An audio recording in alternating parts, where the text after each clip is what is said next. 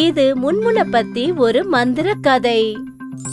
அவ தன்னோட அப்பா, அம்மா, பாட்டி கூட ஒரு சின்ன கிராமத்துல அவ வாழ்ந்து வந்தா.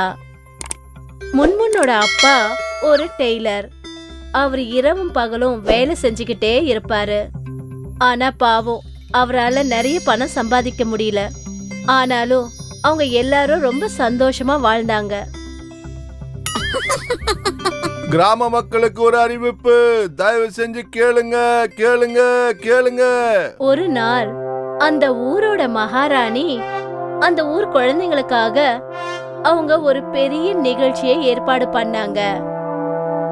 ஏன்னா அந்த நாள் அந்த ராஜ்யத்தோட இளவரசனான தன்னோட பையனுக்கு பிறந்த நாள்.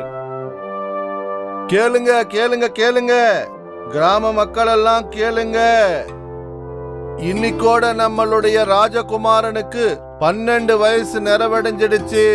இந்த சந்தோஷ சமயத்துல மகாராணி அவர்கள் ஒரு பெரிய பார்ட்டி ஏற்பாடு பண்ணிருக்காங்க. அது வர்ற மாதம் 1ஆம் தேதி நடக்க போகிறது. நம்ம கிராமத்துல இருக்கிற எல்லா பிள்ளைகளும் கண்டிப்பா வந்தாகணும். இது மகாராணியுடைய ஆணை.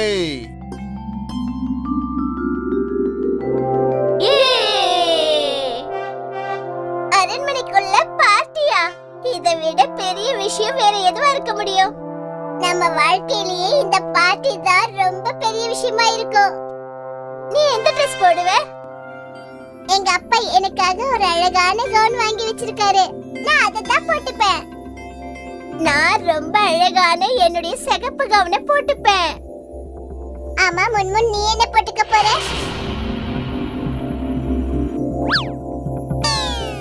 ஓ, நீ எதுக்காக அவகிட்ட எல்லாம் கேக்குற? உனக்கு விஷயமே தெரியாதா? இவங்க எல்லாம் ரொம்ப ஏழைங்க. இவகிட்ட கவுன்லாம் இருக்காது. அட ஆமா, இவ தினமும் போட்டிருக்கிற ட்ரெஸ்ஸே கிழிச்சு போய் தான் இருக்கும்.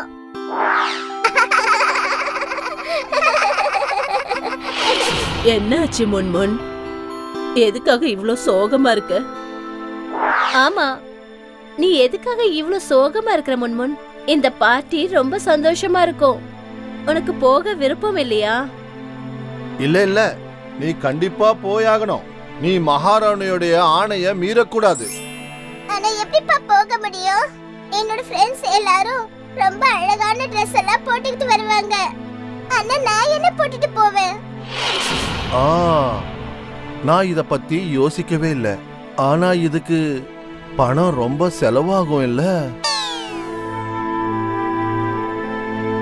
என்னாச்சுன்னா அன்னைக்கு ராத்திரி பூராவும் முன்முன் ரொம்ப கவலையோட இருந்தா. அவளோட குடும்பத்தை சேர்ந்தவங்க கூட அவளை சந்தோஷப்படுத்த முடியல. ஆனா மறுநாள் காலையில உதிச்ச உடனே அவ விடிய காலையில அவ விளையாடுறதுக்காக வெளியில போனா. எப்பவும் போல அவ அன்னைக்கும் விளையாட போயிட்டா. முன்முன் கிட்ட ஒரு நல்ல குணம் இருந்துச்சு. அவளுக்கு செடிகள், மரங்கள், பறவைகள், மிருகங்களை ரொம்ப பிடிக்கும். அவ அதுங்க மேல ரொம்பவே பாசமா இருந்தா. ஒரு நாள் கூட அவங்கள விட்டு அவளால விலகி இருக்கவே முடியாது. அவ தினமும் காலையில விளையாடுறதுக்காக வெளியில போவா. அப்புறம் அன்னைக்கு நாள் முழுதும் மரங்கள், பறவைகள், அப்புறம் மிருகங்கள் கூட பேசிக்கிட்டே இருப்பா. என் நண்பர்களே, உங்களெல்லாம் பார்க்கும்போது எனக்கு ரொம்ப சந்தோஷமா இருக்கு.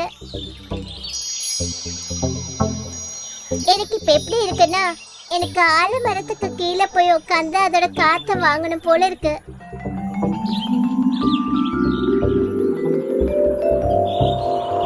இவ்ளோ நிம்மதியா இருக்கீங்க. ஆனா இல்ல, மகாராணி சொன்ன பார்ட்டி சீக்கிரமே வரப்போகுது. நான் எந்த ட்ரெஸ் போட்டுக்கிறது?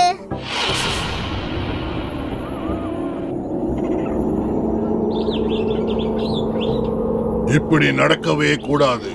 என்னுடைய நிழல்ல இருக்கிற சின்ன பசங்க யாரும் அழுவக்கூடாது. யாரு? எங்க? யாரு என் கூட பேசுறது? யாருன்னு சொல்லுங்க. மேல பார்.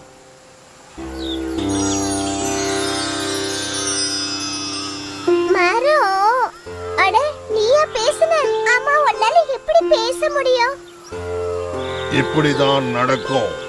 யாராவது ஒருத்தர் எத்தனை நாள் ஒண்டியா இந்த காட்டுல அவங்களுடைய வாழ்க்கைய வாழ்வாங்களோ அவங்களுக்கு மாயா வித்தைகள் வந்துடும். இப்ப நீ சொல்லு, என்னுடைய நிழல்ல நீ உட்கார்ந்துகிட்டு ஏன் அழுதுகிட்டு இருக்க? ஓ, அதெல்லாம் ஒண்ணு இல்ல. நான் உன்னை கஷ்டப்படுத்த விரும்பல. போனா போகட்டும், என்கிட்ட சொல்லு. எனக்கு நாள் பூராவும் இந்த காட்டுல ஒண்டியா இருக்கிறத விட வேற வேலை ஒண்ணுமே இல்ல. ஆரம்பி, ஒரு நல்ல கதையை எனக்கு சொல்லு. எனக்கு குஷியா இருக்கும். அப்போ ஒருவேளை யாருக்கு தெரியும், என்னுடைய மாயா சக்தியால உனக்கு ஏதாவது உதவி பண்ணலாம். ஆனா மரமே, நான் உன்கிட்ட எதை பத்தி சொல்றது? கிராமத்துல இருக்கிற எல்லா பசங்களும் அரண்மனையில நடக்க போற இளவரசரோட பர்த்டே பார்ட்டிக்கு எல்லாரும் போக போறாங்க. அவங்க எல்லாரும் ரொம்ப அழகான ட்ரெஸ் எல்லாம் போட்டுப்பாங்க. ஆனா என்கிட்ட ஒரு நல்ல ட்ரெஸ் கூட இல்லவே இல்ல. அதனால உன்னால எனக்கு ஒரு அழகான கவுன் கொடுக்க முடியுமா? அதுவும் உன்னோட மந்திர சக்தியை பயன்படுத்தி கவுன் கொடுக்க முடியுமா?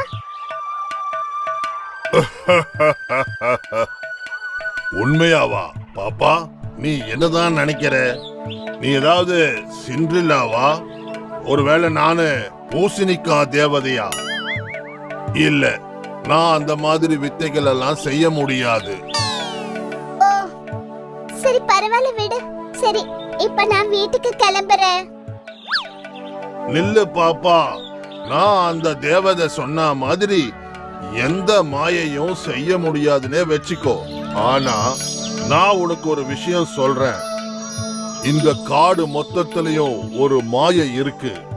நீ அதை அனுபவிக்க மாட்டேன்றியே. நீ இங்க டெய்லி வருவல்ல, இங்க இருக்கிற ஒவ்வொரு பொருளும், அதே மாதிரி செடி கொடிகள், பறவைகள், விலங்குகள், இவைகள் எல்லாத்திலையும் ஒரு மாயை இருக்கு. நீ இதுங்க கிட்ட எல்லாம் உதவி கேட்டீன்னா அப்போ இவங்கெல்லாம் சேர்ந்து உனக்கு கண்டிப்பா உதவி செய்வாங்க. அப்படியா? ஆமா, இதெல்லாம் நடக்குமா? கண்டிப்பா. சின்ன பசங்க கிட்ட தான் நல்ல நல்ல உடைகள் இருக்கும்.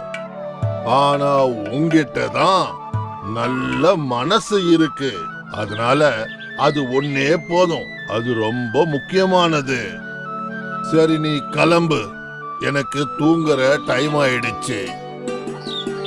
அந்த ஆலமரம் சொன்னதை கேட்ட உடனே முன்முனுக்கு ரொம்ப சந்தோஷமா இருந்தது. அதனால அவகிட்ட இருந்த சோகமும் போயிடுச்சு. அப்புறம் அவ ரொம்ப சந்தோஷமா இருந்தா. அவ மரங்கள், பறவைகள், அப்புறம் மிருகங்கள் கிட்ட ரொம்ப பிரியமா நடந்துப்பா. அவளுடைய பிரச்சனைய பத்தி அவங்க எல்லார்கிட்டயும் சொன்ன போது, பிரியமான முன்முன், நீ எப்பவும் என்கிட்ட பிரியமா நடந்துக்கிற, அன்பா பேசுற. என்கிட்ட இருக்கிற வெள்ளை பெட்டல்ஸ உன்னோட கவுனுக்காக நீ பறிச்சுக்கோ. என்ன நீ வேட்டைக்காரங்க கிட்ட இருந்து எத்தனை தடவை காப்பாத்திருக்க முன்முன். அதனால என் ரெக்கையில இருக்கிற இறகுகளை பறிச்சுக்கிட்டு போ. அதை வச்சு நீ உனக்கு கவுன் செஞ்சுக்கோ. நீ என்கிட்ட இருந்து ஃபர் எடுத்துட்டு போயிடு. அதை வச்சு முன்முன் நீ உன்னோட கவுனுக்கு ஒரு அழகான பெல்ட் செஞ்சுக்கோ. நான் உனக்கு அழகான தலைமுடியை செஞ்சு கொடுப்பேன். உன்னோட தலைமுடி பார்க்கிறதுக்கு இதை விட ரொம்ப அழகா இருக்கும். ரொம்ப நன்றி. நீங்க கொடுத்த இந்த உயர்ந்த பரிசுக்காக உங்க எல்லாருக்கும் என் நன்றியை சொல்லிக்கிறேன். ஆனா இதை வச்சு என்னால எப்படி கவுன் பண்ண முடியும்? இது எல்லாத்தையும் உன் அப்பா கிட்ட கொண்டு போய் கொடு முன்முன். எதுக்கும் கவலைப்படாத. அந்த ஆலமரத்தோட மாய சக்தி உன் கூட இருக்கு.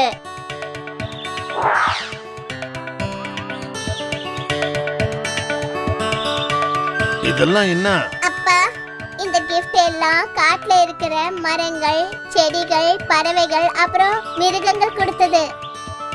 அப்பா, இது எல்லாத்தையும் வச்சு எனக்காக ஒரு கவுன் செஞ்சு கொடுக்க முடியுமா? ஆனா எப்படி? அப்பா, முதல்ல நீங்க ஆரம்பிங்க. காட்டுல இருக்கிற மாயத்தால எல்லாத்தையும் முடிச்சிட முடியும். எனக்கு ஒன்னும் புரியல. ஆனா நீ இவ்வளவா சொல்றதுனால நான் ஒரு வாட்டி முயற்சி பண்றேன்.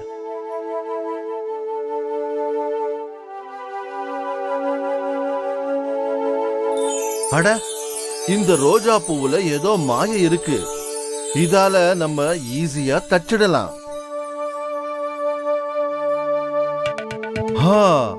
என்னால கண்டிப்பா செய்ய முடியும்.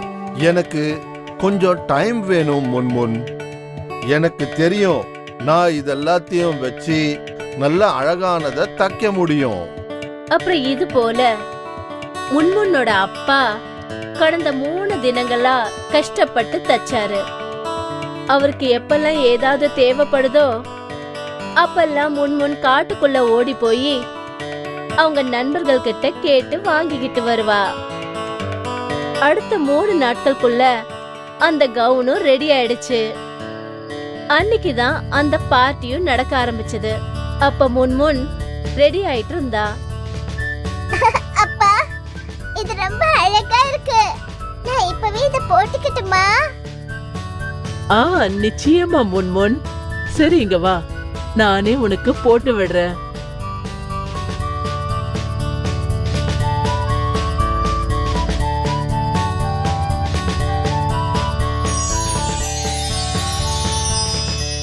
அடடா, நான் இதுவரைக்கும் இவ்வளோ அழகான பாப்பாவை பார்க்கவே இல்லை. தேங்க்யூ அப்பா, தேங்க்யூ. இதோ உன்னுடைய கிரீடம். என்னுடைய சின்ன ராஜகுமாரி, ராஜகுமாரனுடைய பிறந்த நாளுக்கு போறதுக்கு தயாராயிரு. முன்முன் எப்ப அவ வீட்டை விட்டு வெளியே வந்தாலோ அப்போல இருந்து அந்த குளிர்காற்ற சுவாசிச்சா. அந்த சமயம் பார்த்து வானத்துல இருக்கிற ஒரு நட்சத்திரம் முன்முன்ன பார்த்துச்சு. இந்த பொண்ணு எவ்வளவு அழகா இருக்கா. அவ போட்டுக்கிற இந்த கவுன் ரொம்பவே அழகா இருக்கு. இது வரைக்கும் நான் இந்த மாதிரி ஒரு அழகான கவுனை பார்த்ததே இல்ல. இது பார்க்க எவ்வளவு வெள்ளையா ஷைனிங்கா இருக்கு பாரு. ஆனா நான் இந்த கவுனை இன்னும் ரொம்ப அழகா மாத்த முடியும். எப்படி? ஸ்டார்டஸ்ட், என்னுடைய நண்பர்களே வாங்க, அந்த பொண்ணோட கவுன்ல நாம கொஞ்சம் ஸ்டார்டஸ்ட தெளிச்சு விடலாம். வாங்க, இதை இன்னும் நாம மினுமினுக்க வைக்கலாம். அதுக்கு அப்புறமா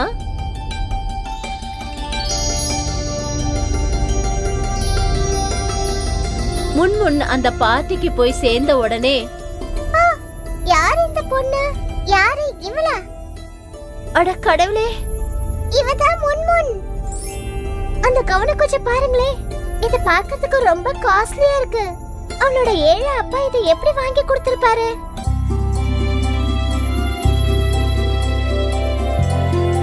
அம்மா, அது யாரு?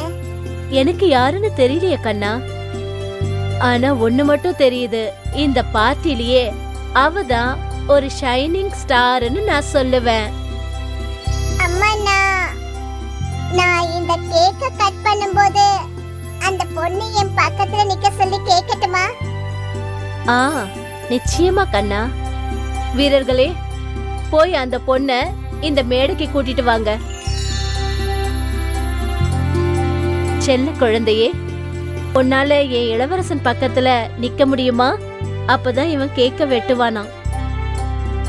சரி, நிச்சயமா மகாராணி. அதுக்கு அப்புறம் இந்த ஒரு இரவு முன்முன்னோட வாழ்க்கையில ரொம்ப அழகான ஒரு இரவா மாறிடுச்சு.